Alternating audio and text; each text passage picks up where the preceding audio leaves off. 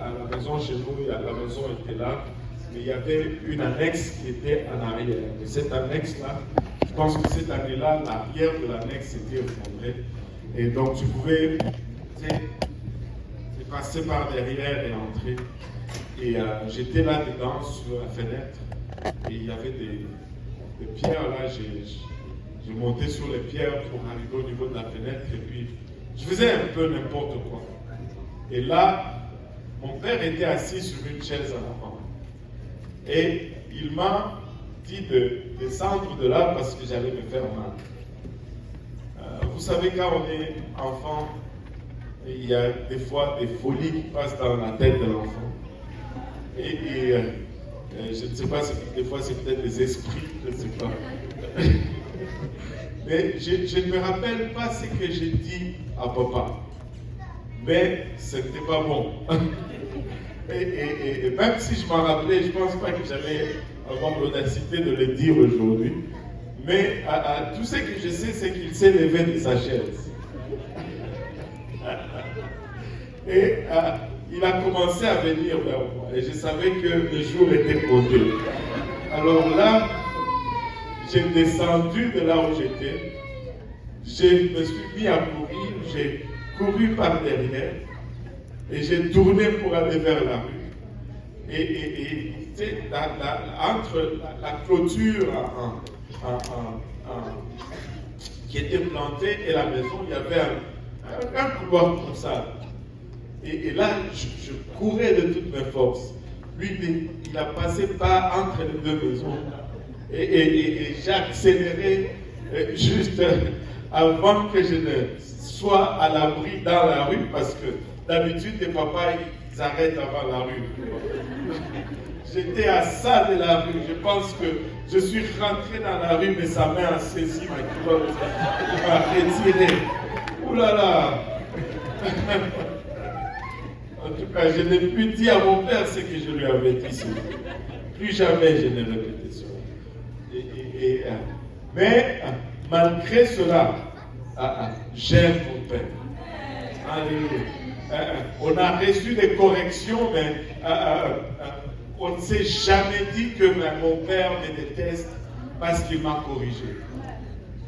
Nous acceptions les châtiments parce que nous étions assurés de l'amour qui venait de la part de notre Père, n'est-ce pas?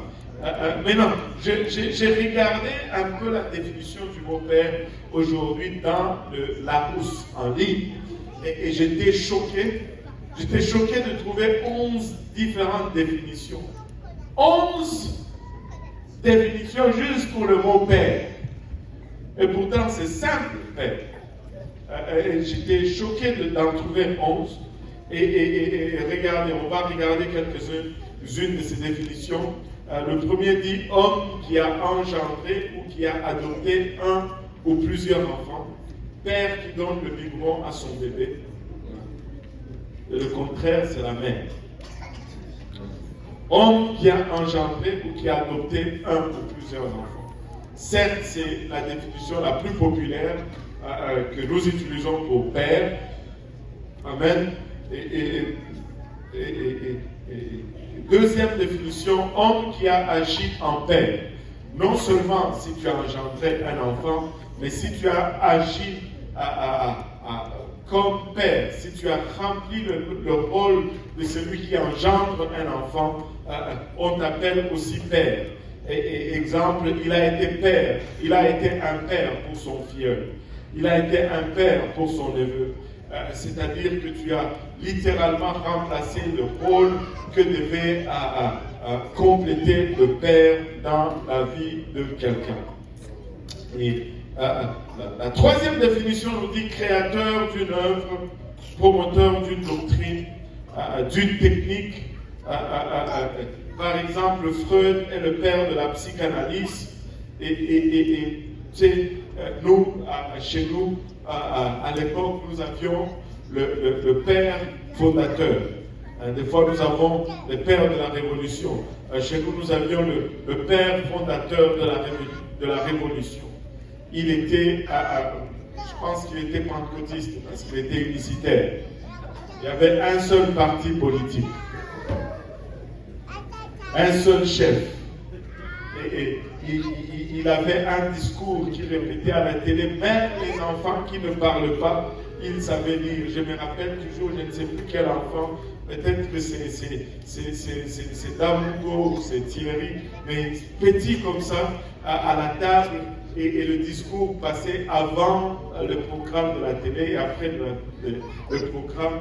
Et ça disait Tolingi, Zahir, Liboke, Lisanga, Tatabo, Mamabo, Ekolobo, Partibo, Okozibo. Traduction, ça veut dire nous voulons que le Zaïre soit un seul pays, une seule nation. Combien de papas? Un seul. Combien de mamans? Une seule. Combien de partis? Un seul. Combien de chefs? Un seul. Donc il était unicitaire dans l'histoire.